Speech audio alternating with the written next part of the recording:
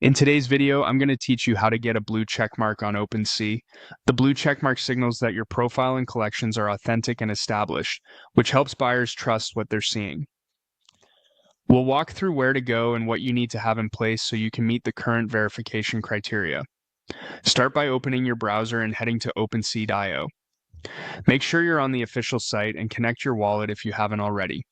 Once you're in, look to the left side of the screen for the settings option. Depending on your layout, it may appear as a gear icon. Click it to open your account settings. Inside settings, open your profile. This is where you control how you appear on the marketplace. From here, look for the verification section. Click verification to see exactly what OpenSea requires. The page clearly lists the criteria and will show you which items you've already completed.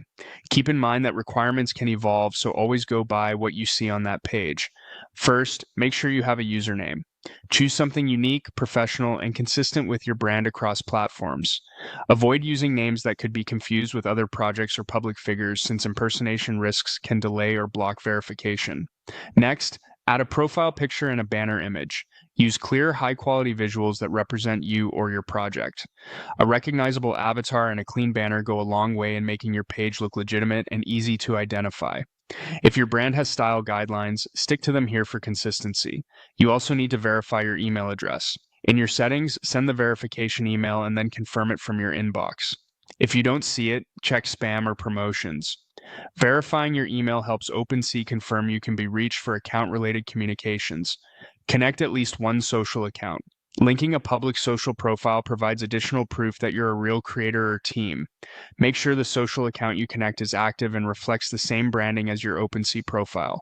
Finally, you must own a collection with 25 ETH or the equivalent in trading volume. This is about cumulative volume on your collection, not your current wallet balance.